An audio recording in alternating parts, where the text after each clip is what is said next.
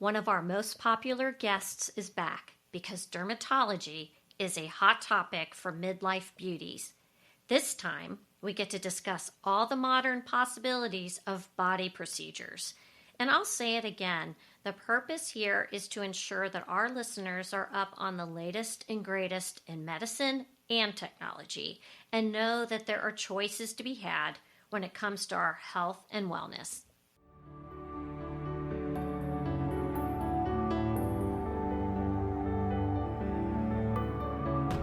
Health, wellness, career, family, life, and the better side of 50. I'm your host, Michelle Folan, and this is Asking for a Friend.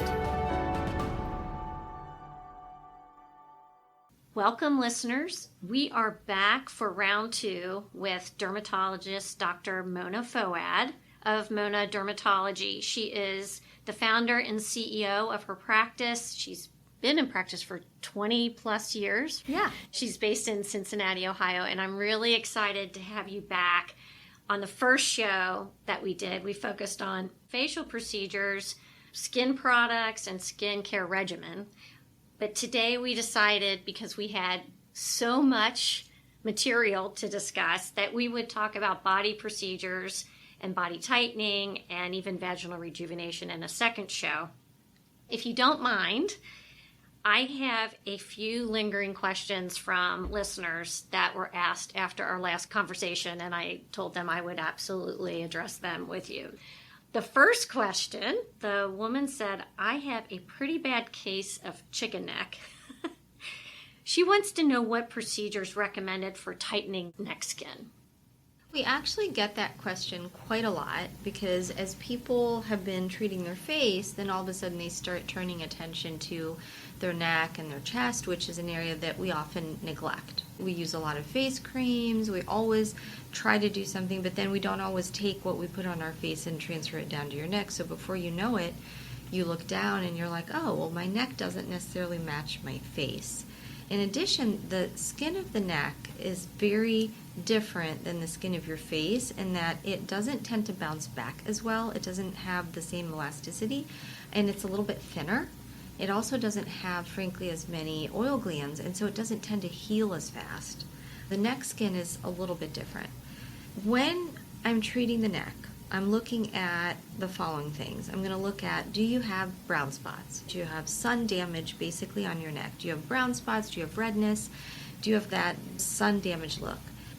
If you do, then maybe we're going to look at something like IPL, which is a light-based treatment that has no downtime really, and it's really good at picking up brown patches and a little bit of redness and just making your skin look a little bit more even tone. Let's say you have that and you have the fine lines, it's a little bit crepey skin. If I want to really address the discoloration of the neck as well as the fine lines, then I might actually suggest a Fraxel, which is a laser. It does have a little bit more downtime, but it's really good at helping to treat texture, it's good at helping to treat brown spots. It's a good overall treatment as long as you have a little bit of downtime. By downtime, I mean like maybe a week. And it's not terrible downtime, it's not hiding in your house downtime. It's, oh, maybe I put a scarf on or I have more social downtime. It's not painful, I just might not want people to look at my neck. You could still go to the grocery store. Yes, Okay. You absolutely could. You also would say, all right, so now I've looked at the discoloration, maybe the fine lines, but I actually am really looking at the looseness. So I have that loose skin that's starting to happen, and part of that is loss of collagen, maybe a little bit of loss of that muscle underneath as well. I'm going to start looking at different things to help build back some of that collagen. When treating the neck, really honestly in anything that we're treating, it really is a multimodal approach. I feel like one treatment isn't really enough. You want to look at a combination of treatments. I'm going to look at tightening procedures, back to the, what did you call it, a chicken neck? Chicken neck. So chicken neck, turkey neck, loose skin. I'm going to look at a tightening procedure, and there's lots of different tightening procedures out there, but tightening procedures basically heat the dermis to heat collagen so that we build collagen. We can do radiofrequency. Radiofrequency is great. There's normal radiofrequency, something like Thermage. There's radiofrequency microneedling, where you actually deliver that heat with little microneedles into specific depths of the skin. You can do ultrasound. Ultrasound is great. You can either do high-focused ultrasound or you can do intense ultrasound beam. And those are really good at helping to stimulate collagen with no downtime. We might look at doing something to help build collagen with a filler. We could do a biostimulant. We could do Radiesse or hyaluronic acid or Sculptra. Different types of fillers that are not really filling in necklines, but they're actually helping to stimulate a scaffolding so that your own body helps to lay collagen down. We can do Botox. Botox can be great because just even micro Botox, when we inject it deeper into the muscle, affects the muscle movement. But when you do micro Botox, you're injecting it into the superficial part of the skin, and that's actually helping to almost relax the skin a little bit. And all of those can be really useful treatments. And then let's not forget skincare, because there are different creams that are better at the neck than the face. Okay, so there are, because that was the next question. Alastin has one that they've had for a long time. It's their Neck Correct. SkinMedica's Neck Correct. Alastin had one before, but the Neck Correct is really, really cool because, it does a lot of different things for the skin, including improving the elastin and the collagen, but their studies actually show that it can stop muscle movement for about 6 hours. So you'd think, well, why is that important? Why do I care if I actually stop muscle movement in my neck? Well, if you take your hands and you put it along your jawline and you go down to your clavicle, there's a sheet-like muscle called the platysma, and it attaches from your jawline to your clavicle. And that muscle is working the whole time. As it continues to work, you're going to end up with, as you get older, those neck bands, or what we call platysmal bands. So if you can have a cream that helps to prevent that movement, you're going to help prevent the neck bands, which is actually really cool. That is cool. It's kind of like doing proactive Botox. Oh, I love that. Yeah. Yeah. Oh, I love that. I might use that when I talk to patients about Neck Correct. You're like doing proactive Botox without Botox. Very cool. Long-winded answer is, for the chicken neck, turkey neck, I would say, let's look at your brown spots. Loose skin, we could do ultrasound or radiofrequency. Maybe we do a filler as a biostimulant. Maybe we do a little bit of Botox. And don't forget your neck cream. And your neck cream. Yeah. Because that was one of the questions. Is there really a difference in neck versus face products? Do I need to buy both? That was the other question. Yes. And the other thing is, for example, a lot of times people will put Retin-A on their face, or retinol, or tretinoin. And although that's a great product on the face, you might not be able to use the same strength on your neck. I have had a lot of patients come in who've used it on their neck, and then they end up with rashes and irritation. So you do have to be careful, because the neck can't handle the same type of irritation that your face can handle. Interesting. Yeah, and of course, don't forget sunscreen. I think that's what happens. A lot of women, they were putting sunscreen on their faces, but they were forgetting about their necks. That always seems to be the first place that burns. That's great. I actually saw on Instagram that you all have some new treatments. And the first one was M-Face, and there's not a lot of practices around the country that have this. Mm-hmm. So tell me a little bit about that. You may have heard of M-Sculpt. So M-Sculpt is a muscle stimulation device that uses high-frequency electromagnetic pulses to help stimulate your muscles on your body, which we're going to get to, I think, later in the segment. BTLK is the maker of M-Sculpt. They ended up with this technology to be able to use high-frequency electrical stimulation for the face. Why is that important? When we talked last time, we talked about the aging face and how you end up losing that support structure of your skin, everything that holds it up. You lose muscle, you lose the fat pads start falling, you lose collagen. When they came up with this, and they talked to me about it over the summer, and they said, well, we have something that can stimulate the muscle. I was like, oh my gosh, that's amazing, because now all of a sudden we're going to be able to actually stimulate some of that support structure. So instead of things starting to droop and drag, we might be able to lift them back up. Oh, wow. Which is awesome. That is. So to be able to do something, again, that's no downtime, that's not painful, that we know that it works because M-Sculpt has been around for a long time was really, really exciting. When I learned about this technology, I wanted to jump on it. So they reached out to us actually back in July and said, hey, we have 75 offices across the country that we are going to open this up to. And so we were one of those 75. So we went ahead and pre-bought our device. Sight unseen. Sight unseen. 3 months ago. That's what you do. It's going to be great. We have it on site now. We're going to actually start doing it next week. I'm really excited about it. We're going to launch it at our anniversary event. The idea behind it is we're going to stimulate muscle of the face and help to lift and tighten the skin. In addition, M-Face not just has the high frequency stimulation of the muscle, there's also radio frequency, which we just talked about with the neck, is going to help stimulate the collagen. Okay. So it's really cool because you're going to stimulate deeper and higher levels to help with tightening. You're getting me really excited. I'm so excited. I mean, the funny thing is I was talking to a patient today, and they were like, you really just bought it for yourself. And I was like, kind of.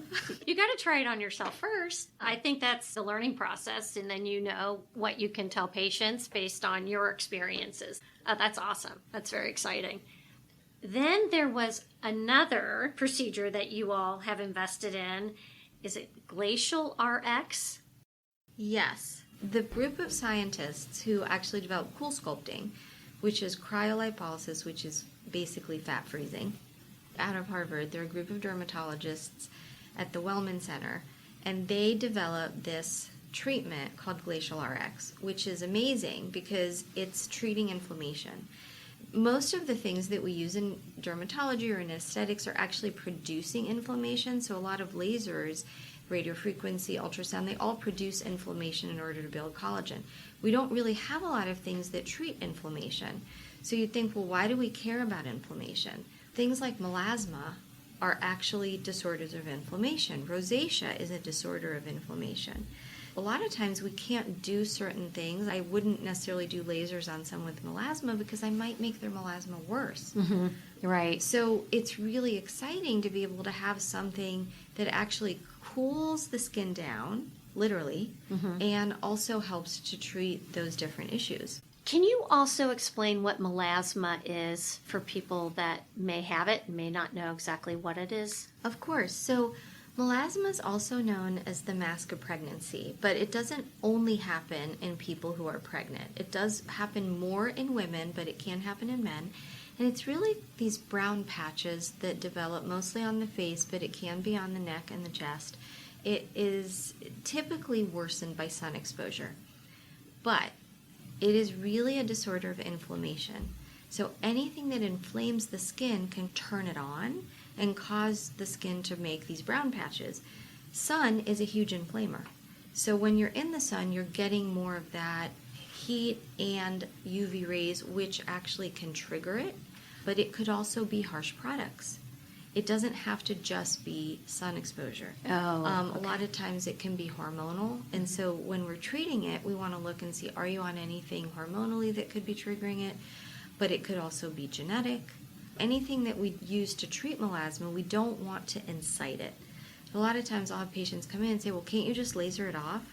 I could laser it, and I'll get rid of it for a few weeks, and now it's going to come back even worse, right? Oh, wow. So yeah, that's a problem. So you really do want to make sure that whoever you're seeing for melasma understands that that's what it is and how they're treating it. Okay, that's a great answer. All right. I think we should start talking about body procedures and body contouring and tightening. I actually had a couple questions just because I know that there are processes that use cold, like cool sculpting, and then there's processes that use heat. And I was wondering if you could differentiate the two and why you would choose one or the other. Sure. So both methods, whether you're freezing fat or heating fat, you're basically trying to destroy the fat cell. That's really what it is. We don't do heat-based fat destruction. We do more freeze-based fat destruction like cool sculpting, which is cryolipolysis. But I think that they both can be effective. I think that the cool sculpting might be a little bit more effective, That's what I've seen. But I think that they both work well. And there has historically been different ways to do it. You can also, frankly, destroy the fat cell if you inject it with deoxycholic acid or Kybella, and that kind of ruptures the fat cell. So when you're treating fat, a lot of times you're trying to just break up that fat cell and then basically just eliminate it when you go to the bathroom. In regard to procedures, so say you want to get rid of some love handles, some belly fat.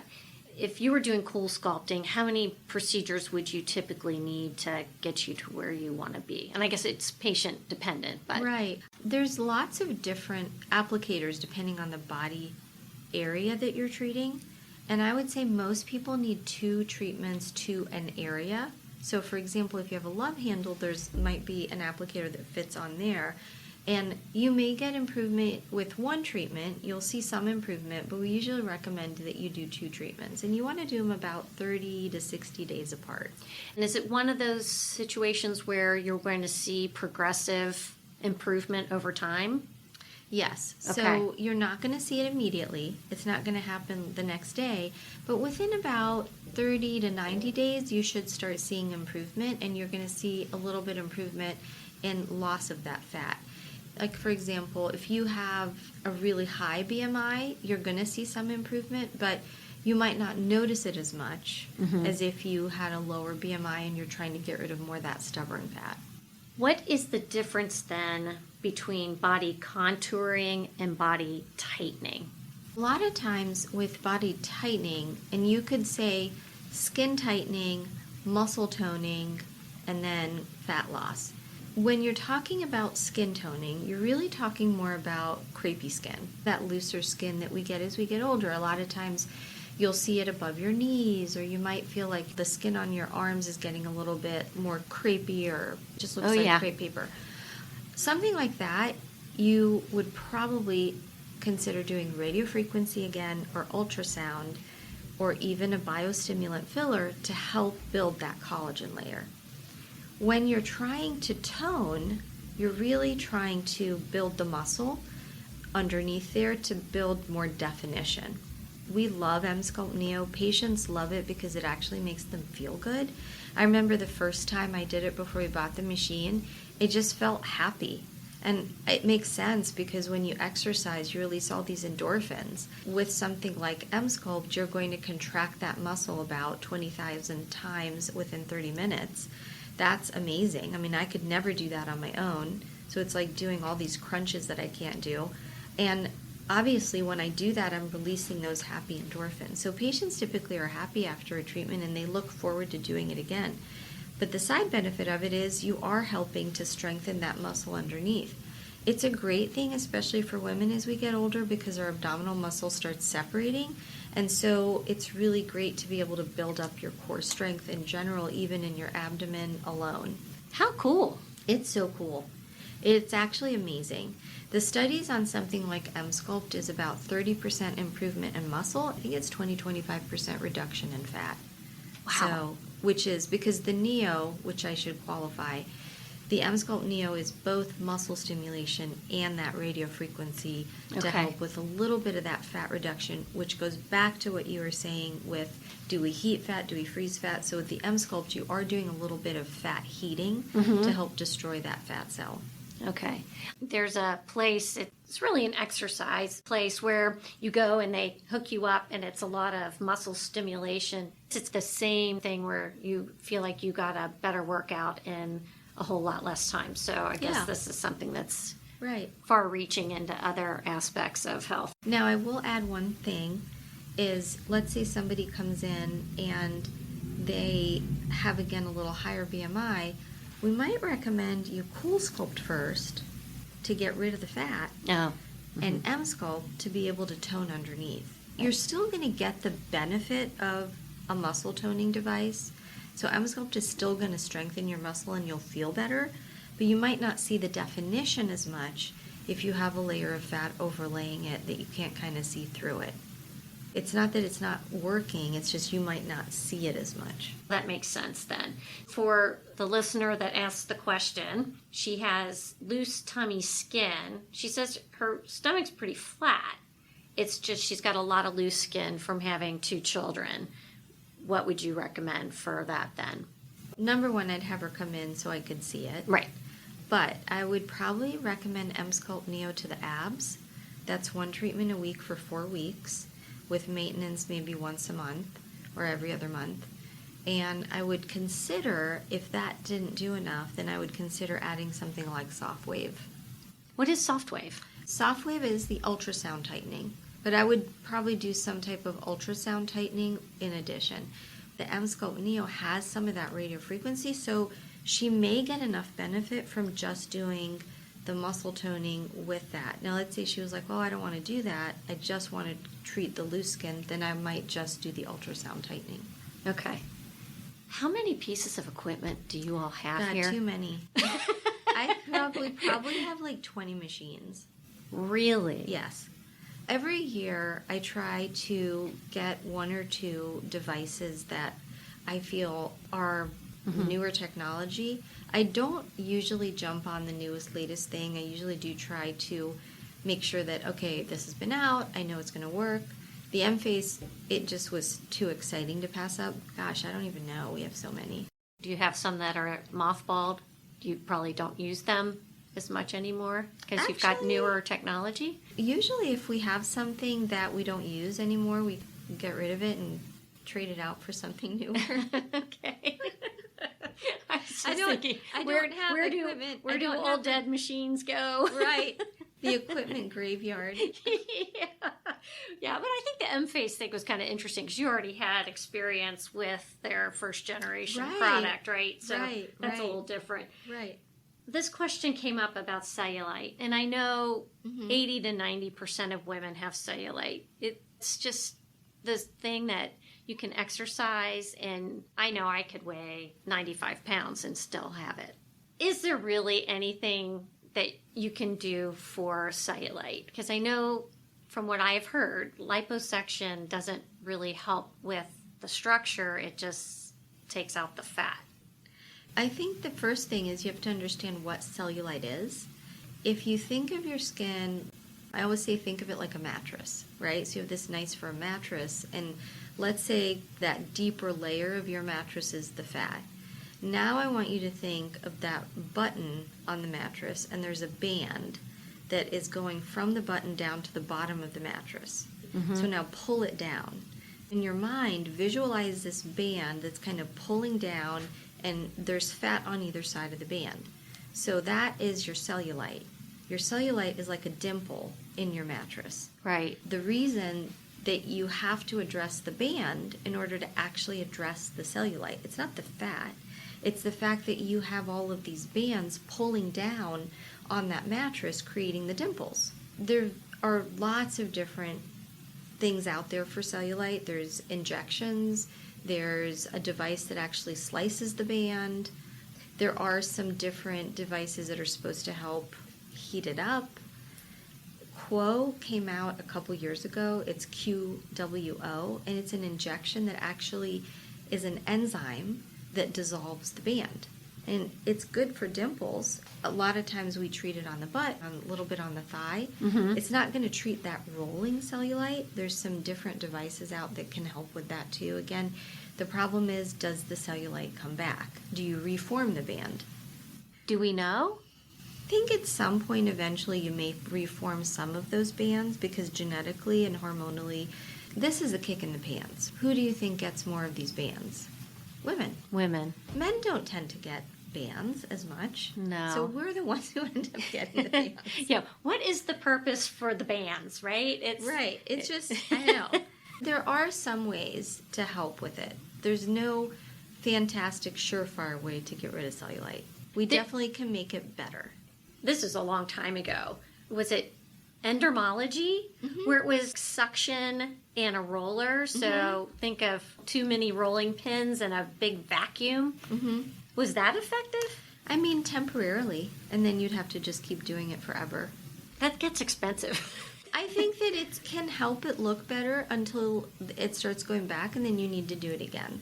And so that brings up my next question. Do any of the topical creams for cellulite really work? I'm not really sure. I think that Fermentone, which just came out, Fermentone is a SkinMedica product that just launched probably a month ago. And that I would say is one of the only ones I've seen that does have studies that really does work on cellulite, that helps because it actually targets the cell signaling pathway with the fat cells. That's the only one so far that I tell you that could be helpful. I mean, I know there's Brazilian butt cream. I think they studied against it actually and found that Brazilian butt cream does not work. Just the name alone, I would probably stay away from. They have cute packaging. Cute packaging. It just doesn't sound very clinical to me, but that's just me. Yeah. Fermentone is actually really exciting. The thing I like about SkinMedica, not to give them a big plug, I do think they do a lot of research behind their products before they bring them to market, and they're not just fluffy products. They are all backed by science, which as a physician, I really gravitate towards.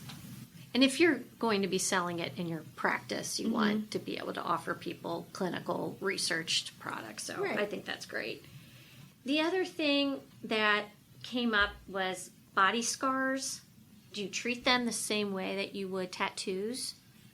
No, because a tattoo, it's ink that's been deposited deep into the layer of the skin. If I'm going to treat tattoo pigment with a picosecond laser, that's going to shatter the pigment so that my body can reabsorb it. Scars are a little different because there are different types of scars. You can have red scars, brown scars, white scars, but you can have raised scars and indented scars. So you really have to look at the scar and then decide what you want to do. On a higher level, what would I do is I'd treat red scars with a vascular laser to get rid of redness. If I had more linear scars or almost like stretch marks, I'd probably do a Fraxel to help with improving the texture of the scar. If it's a raised scar, we can inject it with a steroid that helps to flatten it out. If it's an indented scar, I might want to do something like radiofrequency microneedling to help build collagen to fill in that dent. And then obviously any scar that you have, especially if it was on a sun-exposed area, sunscreen helps prevent it from getting darker. Right. And there's lots of good scar gels that are out there. My favorite is the Scar Recovery Gel, again by SkinMedica, but again, it has really good research. Right. I think there's different things that you can do for scars in terms of would I treat them differently on the face versus on the body. I mean, you can really use the same modalities, you just might have to change your energy settings. Got it. The other thing I wanted to talk about was vaginal rejuvenation, but before we move on to that, was there anything we missed in regard to body procedures? I think that the body market is really growing. I think that we've spent some time at our face. Now people are like, ooh, my face is looking better, but what else can I do? Honestly, I think because we're living longer, we care more. In general, people want to feel better, so we're seeing that market grow too. The only other thing I would say is regarding Glacial RX, it's an amazing treatment. It is one of the few treatments that you do that you feel really relaxed. And I would encourage anybody that, I mean, it's just an amazing facial too. It just feels so good. I just wanted to say that because I didn't get to say it before, but I really love it. I really stress self-care. I don't want anyone to think you got to sell the farm to feel good. Self-care can mean a lot of things. A lot of women may just feel a little more confident or just a little happier if they can address some of these little things that nag them. I think it's important that we give people options, informed, well-educated options. And that's why I'm asking all these questions, because I think it's important that women know what's out there just to make themselves feel a little better. Oh, I agree 100%. Let's talk about vaginal rejuvenation, because we've talked about menopause on my show. We've talked about painful sex and vaginal atrophy and all those things. We've barely touched the surface on vaginal rejuvenation. I was wondering how you get a patient to actually talk about what they're feeling and addressing that. It's really interesting that you say that. There's a huge study that was done a while ago, and it asked women, number one, do you wish that your healthcare provider would talk to you about this? And do you find that your healthcare provider talks to you about this? And it was over 50% of women said, I wish that they would talk to me about this. And it was, I think, less than 19% of women who said that they actually did. So I think that there's a huge need there. I think that in general, unless you go to the gynecologist, I don't know that people really even talk about it, or maybe the primary care physicians, do they talk about it? Vaginal rejuvenation is something that I really think is important, because as we get older, and especially as women, we don't feel comfortable talking about that part of our life. I feel like we should. I mean, I turn on Lifetime or a lot of channels, and there's a commercial every half hour on Cialis or Viagra or something else that has to do with male erectile dysfunction. And we don't talk about it as women. So the reality is it's happening. We're getting older. Just like our face is aging, the vaginal canal is aging. And if anybody were to just Google pre- and post-menopausal vagina, you can actually look at a picture of a pre-menopausal vaginal wall and a post-menopausal vaginal wall, and it's almost horrifying when you look at it because it's so different. I'm going to try to paint the picture for you because I'm very visual. In your premenopausal vaginal wall, you have this nice thick top layer of the skin, and it's full of glycogen-rich producing cells that produce lubrication. It also alters the pH, so it helps fight UTIs or urinary tract infections. That second layer of the skin is nice and thick and pink. As you get older, it just atrophies. All of a sudden, instead of 20 layers deep, it's 1 layer deep, and it just looks so sad and pitiful. It just makes me sad looking at it. Oh. And so I think about that, and I think that now I've lost my glycogen-producing cells, so I don't have the moisture and the lubrication. Now as we get older, we increase our risk of UTIs because the pH is actually altered. Your vagina, or that vaginal canal, or right above it is your urethra, which is when you go to the bathroom, and that muscle starts weakening. So as we get older, we also get what's called stress urinary incontinence. And so you can't hold it as well, especially if you've had a vaginal birth. Now it's even worse. So you sneeze and you pee on yourself, or you jump and you pee on yourself, or you can't make it to the bathroom fast enough. So to me, vaginal rejuvenation isn't just the vaginal canal. It's not necessarily about having better sex. It's also about having the ability to not rush to the bathroom. So we have a lot of people who come in for that reason alone, or it is that it's painful when I have sex. Guess what? I'm not going to have as much sex. And the reality is that's really an important part of our relationships. So it's not talked about. No, it's not. Not enough. Not enough. And that can be life-changing. It's life-changing. Again, sometimes we suffer in silence. We just are always taking care of other things, other people in our lives, and forget that we don't have to put up with status quo. This to me sounds like before I did anything, I would do this because I think it's really important that we have that confidence. I know a lot of people with urinary incontinence, and if this could help, may not solve every problem, right? But if this could help, I think this is just a great place to start. Right. As long as they don't have any other reason they have urinary incontinence, I should stress that. But I have had so many patients come in, and within 1 or 2 treatments, they're significantly better. I would say over 95% of patients feel highly satisfied with the treatment. The great thing about it is it's not painful. And afterwards, it doesn't hurt. You need about 3 treatments a month apart, maybe with maintenance every year, every other year. But to be able to do a non-painful treatment that can help, I think it's amazing. And we have so many also younger women, maybe who've gone through breast cancer, who were then thrown into menopause because of their treatment with breast cancer. So now you have these 40-year-old women who are in menopause and are having those same issues. And it takes away, not only now have you had breast cancer, which has its own, I feel, emotional ramifications on your body, now you feel like even your ability to enjoy having sex too is compromised. And they're on hormone suppression therapy too, which doesn't help libido and increases more vaginal dryness, and it's just it's a vicious cycle for them. This has been great. It's always so informative coming here to Dr. Foad's office. Well, good. Well, we love to educate people. Well, thank you. This is great. And then I will get all the show notes together. I'll make sure I spell things correctly this time because I know I had to make a couple edits on my last show notes. I'll make sure I get everything in there.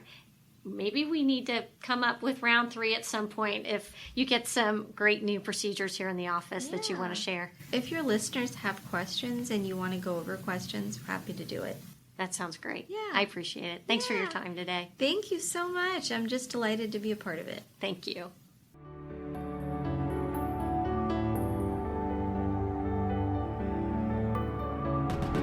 Follow Asking for a Friend on social media outlets and provide a review and share this show wherever you get your podcasts.